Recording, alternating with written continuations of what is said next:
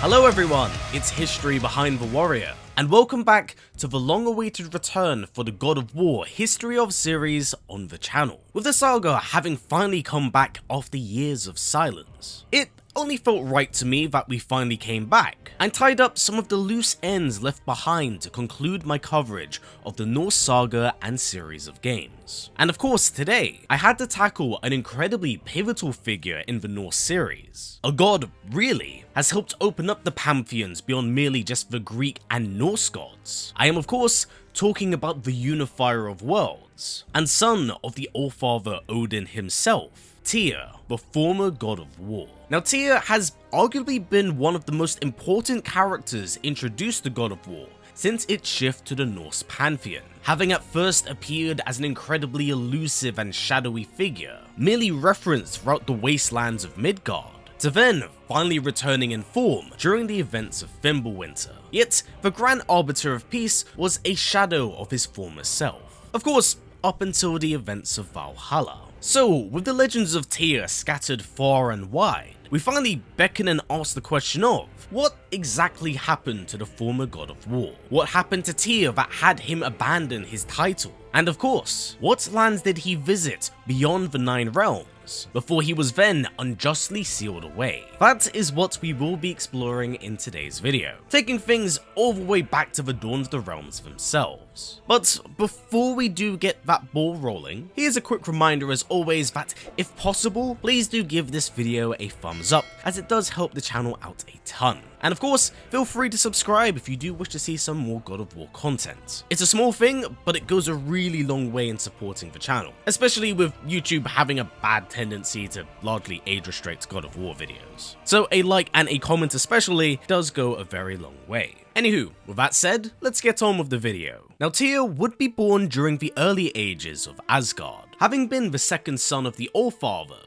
and younger half-brother to that of Thor. He was a child born from Odin's second marriage with yet another giant. Now, the early years of Tyr's life are largely left as a mystery, being more so left up to interpretation with how he interacted with his kin. We don't truly see or know very much of his relations to Thor, Heimdall, and later even Balder. But one thing that was certain is that despite his bloodline and heritage, Tyr had not quite succumbed to the bloodlust and warrior spirit of the Aesir. Quite the opposite actually, despite his role as a god of war. In this position, Tyr actually practiced temperance and control to bear responsibility in the pantheon instead of abusing his status, much to the frustration of both his father and family, largely being what kind of sowed division between them, for they themselves did mistake his kindness for weakness. But there was purpose behind why Tyr was like this. Growing up, he was not blind to his father's madness and cold cruelty. Whilst yes, he knew that his father could be a kind and understanding man, it was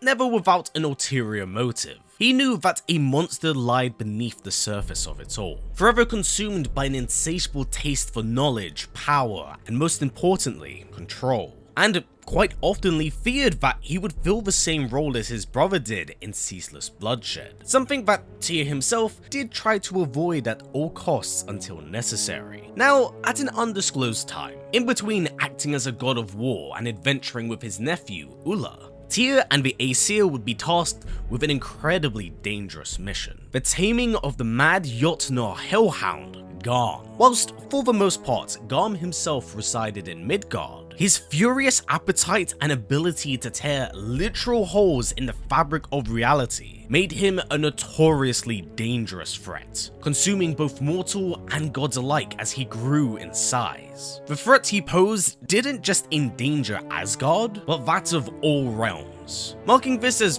one of the very few times that the Aesir did actually go out their way to do some good, albeit because it was affecting them. But taming such a beast was not a simple task. A head-on battle with the Jotun would do far more harm than good. So Tyr would take it upon himself to lure the beast to the depths of Helheim, having Garm effectively chew down on his hand and distracting the beast long enough for him to be chained in shackles, effectively sealing the giant away. But the price of this did come at a cost. as once Garm realized how he had been played, in his rage he would bite down on the arm of Tyr, severing it from the elbow down. Yet this would not be the end for his severed arm, as we will very quickly come to see. Now, following these events, Tyr's gaze fell upon far more ambitious endeavors, beyond the gaze of both the Allfather and the Nine Realms. He knew that there had to be more like them outside of what he knew here. And so, Tyr would actually leave the world of Norse mythology and travel to other pantheons, using this as an opportunity to learn of their different respective worlds and cultures, inevitably forming bonds with them and uniting them under his own banner of peace. Although the documentation of his travels are best described as sketchy, we do know for certain that he was able to encounter the Shinto, Egyptian, and Mayan pantheon, bearing treasures and gifts from those lands. And it would actually be during these travels where he would have his arm be restored. Again, whilst the finer details have not been transparent, we do know that during his time in Egypt, he would have his arm be treated, allowing for his arm to just regrow, hence how it's decorated in ancient Egyptian hieroglyphs. On top of this, we are aware that Tyr knew, or at the very least bared interest, in the existence of the Olympians and Celtic pantheons, having knowledge of the ghost of Sparta and the devastation he left in his wake. Now, this has been an interesting point of contention for the god, considering the time gap between God of War 3 and 4, but it is implied that Tyr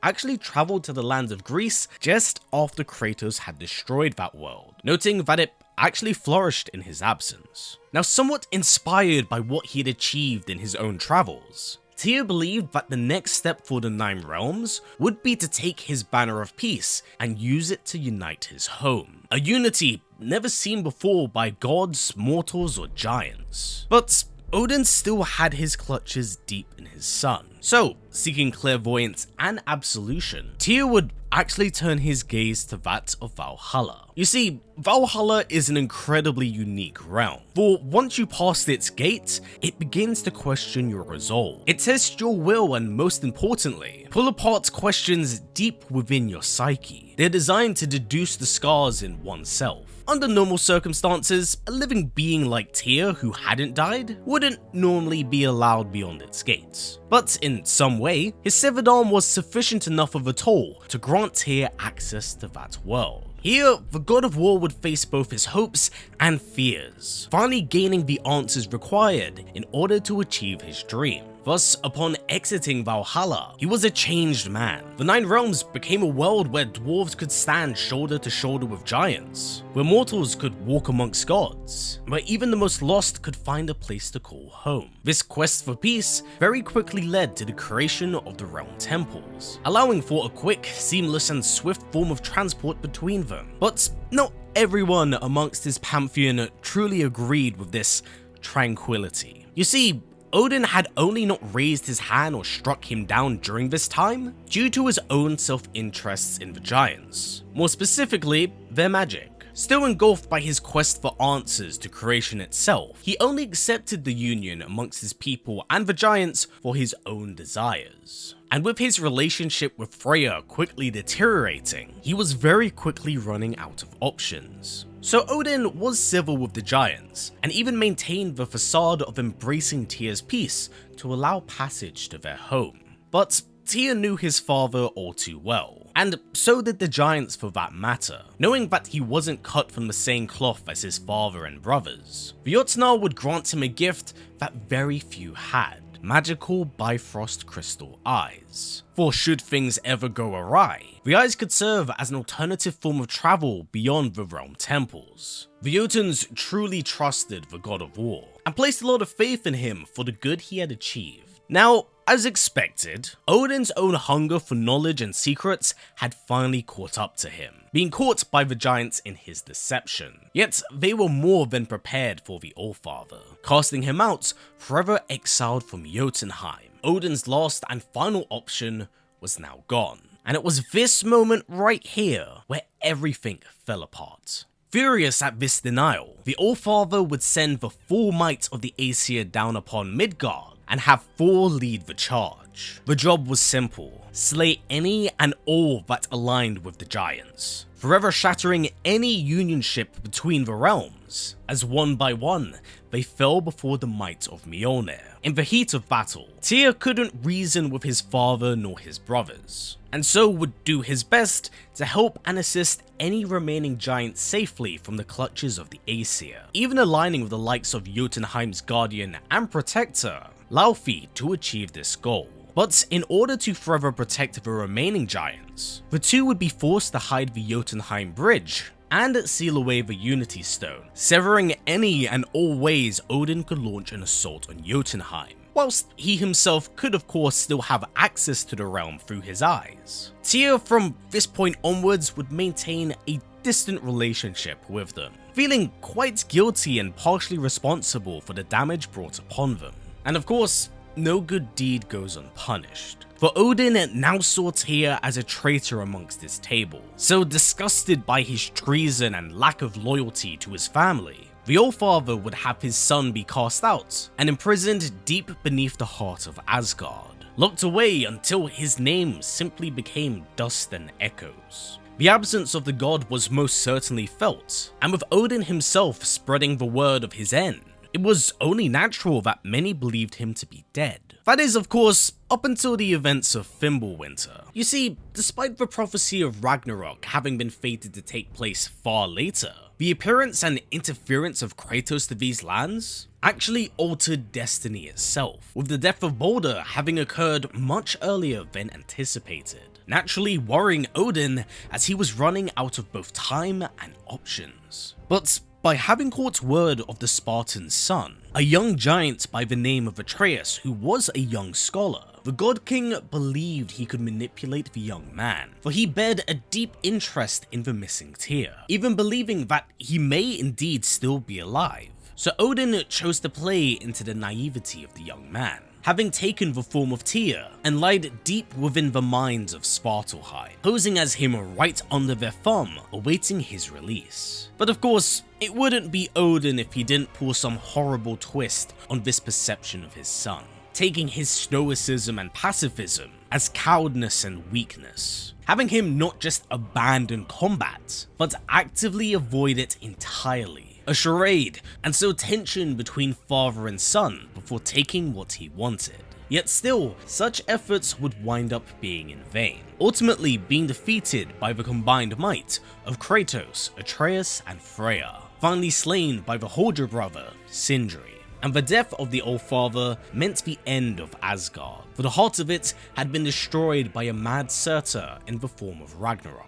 And I suppose in some sort of ironic fashion, it would be the death of his home realm that would then lead to his freedom. With Asgard having sat at the very top of the world tree itself, its destruction actually caused fragments of it to fall throughout the realms, including the prison he had been sealed away within, with it tumbling through and eventually landing up in the frozen landscape of Niflheim. It's unknown how long Tyr was stranded here for, but in time, he was found and rescued by both Kratos and Freya, both whom, naturally, were puzzled and caught off guard by the return of this god of war. Upon learning the fate of Ragnarok as well as his father's end, Tyr was quite shocked and overwhelmed. Whilst grateful that he had been freed, so much had transpired in his absence. So to gather his thoughts and process what had happened, Tyr would travel across all planes of reality to gain the answers he needed, heading back to the spark of the world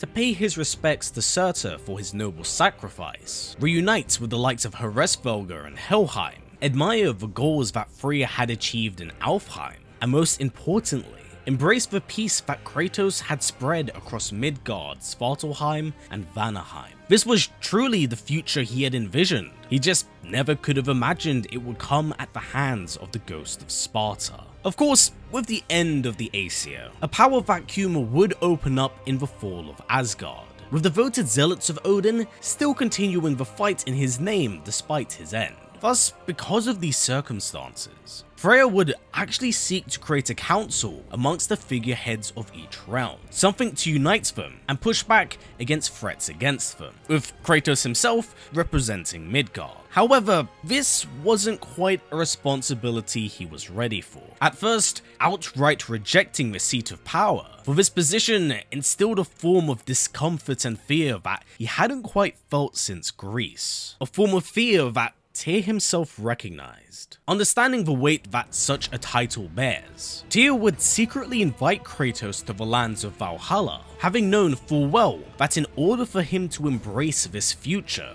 he would first have to confront his past, to reflect on his own demons, and finally overcome the great sin that had poisoned him. It would take multiple attempts in Valhalla before Kratos was able to reach Tyr, who knew of his circumstance, and encouraged the Spartan to look within himself. But in order to do so, they would need to fight, understanding that gods like them only found true peace and true clairvoyance in the heart of battle, with both sides testing each other's mettle until Kratos eventually bested Tyr, having him concede to the Spartan and offer a handshake as a sort of congratulations, granting him access to Valhalla's exit. But mentally, Kratos was still not ready, ultimately renewing the cycle once more. From this point onwards, Tyr would offer his assistance and guidance to that of the Spartan, offering words of wisdom as they delved deeper in between his psyche and Valhalla. And with each victory, Kratos grew closer and closer to gaining his answers, confronting his enslavement at the hands of Ares, his ascension to God of War, as well as his relationship with the young Pandora and his ultimate sacrifice after slaying Zeus, marking a somewhat end to the cycle of Valhalla. So with Tyr's final defeat, Kratos was finally able to accept the penance of his actions and confront his younger self, entering as the God of War,